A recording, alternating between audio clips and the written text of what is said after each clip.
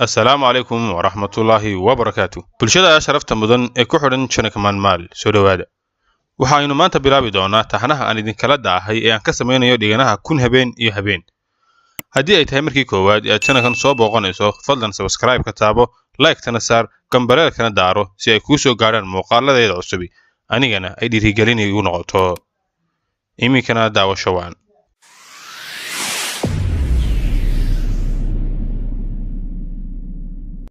inta aynaan gudagelin daafaha dhiganaha waxa aan xog yar oo dulmar ah idinka siinayaa kitaabkan iyo waxa uu ku saabsan yahay. Kitaabku waa sheeko la isku khilaafay asal ahaan halka ay ka soo jeedo. Dadka qaar waxa ay qabaan inay ka soo jeedo boqortooyadii Saasaan ee xukumi jirtay Hindiya iyo Bilaadu Sind, halka dadka taariikhda wariya qaarkoodna ay qabaan in ay ka dhacday Ciraaq. Sidoo kale waxa la sheegaa inay ka dhacday dalka Masar. laakiin arrinka xaqiiqada ugu dhawi waxa uu yahay in boqorka ay sheekadu ku socoto ee Shahriyaar xukumi jiray meelo qaaradda Aasiya kamid ah. sheekadana waxa ku jira qisooyin badan oo caan ah sida qisadii Alauddin iyo Finuskiisii yaabka lahaa. waxa kale oo kamid ah sheekadii Ali Baba iyo tuugtiisii 40ka ahaa iyo 7 safar ee badmaaxi weynaa ee Sindibaad. yaa qoray sheekada? ilaa iyo hadda lama yaqaan qofkii asal ahaan sheekadan qoray, laakiin casrigii dahabiga ahaa ee khilaafadii Cabbaasiyiinta ayaa sheekadan la soo tarjumay markii ugu horeysay. sidoo kale waxa afka Ingiriiska loo tarjumay sanadkii 1704. imisa luqadood ayaa sheekadani ay ku qoran tahay?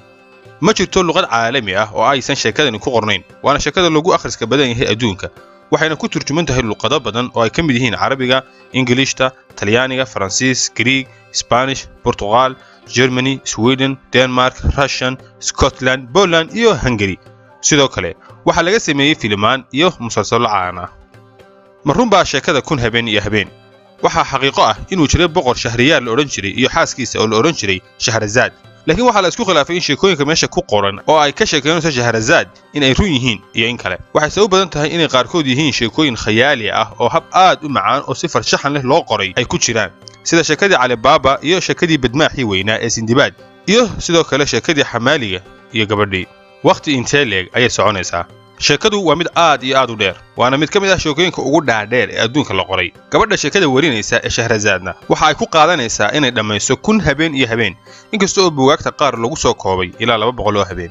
sidaa awgeed lama sheegi karo xilliga ay qaadanayso, laakiin waxaan rajaynayaa inta ugu badan sheekadan inaan idinla wadaago oo idiin soo gudbiyo. waxtarka sheekadu muxuu yahay? badiba sheekooyinka aynu maqalno waxa laga soo dhigtaa dhiganahan. sidaa awgeed qofka dhiganahan akhriya ama dhageysta waxa uu ka faa'iidayaa xikmado tiro badan, murti zaa'id ah iyo waayo aragnimo xeel dheer.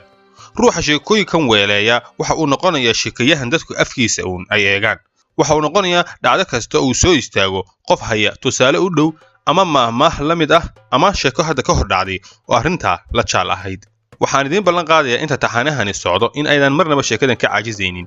sheeko kastaana sheeko kale oo xalad badan oo yada la mid ah ay ku dhibayso ilaa aad ku baraarugto inta xanihiba gabagabo ku siisiqayo. yaa iska leh xuquuqda tarjumaadda dhiganahan? xuquuqda tarjumaadda dhiganahan waxaa iska leh Cabdiraxmaan Anteno oo ah qoraal Soomaaliyeed oo ku nool magaalada Muqdisho. isagana fasax qoraal ah aan ka helay oo uu iigu ogolaaday inaan dhiganahan uu tarjumay aan codeeyo. Cabdiraxmaan waxa uu leeyahay channel YouTube ah oo la dhaho Antena TV oo uu soo geliyo muuqaallo aad u qiimo badan oo waxtar fiican u leh da'yarta jecel aqoon kororsiga. fadlan booqo channelka Antena TV si aad indhahaaga ugu aragtid degelkan aqoontu dhex eegagto. iminkana aynu gudagalno dhiganaha kun habeen iyo habeen. waxaa la sheegaa Ilaahay ayaa xaqiiqada oge inuu jiray waa hore boqor ka mid ahaa boqorradii reer Saasaan, taas oo dhacda galbeedka Hindiya. wuxuuna ahaa boqor leh awood ciidan iyo mid dhaqaalaba. wuxuuna boqorkaasi dhalay 2 wiil. ka weyn waxaa la dhihi jiray boqor Shahriyaar, ka yarna waxaa la dhihi jiray boqor Shaahuzamaan. waxaa dhacday in boqorkii weynaa uu xanuunsaday xanuunkii geerida, kadibna uu isugu yeedhay labadiisii weel ee amiirada ahaa. wuxuuna u sheegay inuu boqortooyada uu u kala qaybiyey oo uu midba goonidiisa wax u xukumi doono oo ay tahay inaan isku xadgudbin. kadib markuu boqorkii iska dhintay, labadiisii wiil sidii ayay yeeleen, mid kastaana boqortooyadiisii ayuu maamushay, layskumana xadgudbin. muddo markii ay ka soo wareegtay oo aysan isarkin muddadaas ayaa waxaa dhacday in boqorkii weynaa ee Shahriyaar uu u xiisooday walaalkiisii ka yaraa. wuxuuna u qoray fariin uu ugu sheegayo inuu u xiisay oo ay tahay inuu u yimaado. fariintaas oo ugu dhiibay wasiirkiisii. boqorkii yaraa wuu yeelay hadalkii walaalkii, waxa uuna go'aansaday inuu u safro. maalinkii dambe ayuu soo safray boqorkii yaraa. markuu muddo jidka ku soo jiray ayuu xasuustay inuu soo ilaaway hadiyad khaas ahayd oo ugu tala galay walaalkiisa ka weyn. sidaas darteed dib ayuu u noqday, wuxuuna qasrigiisii ku soo noqday waqti habeen ah. markuu qolkiisii soo galay ayuu arkay arrin argagax lahayd oo aad uga fajicisay.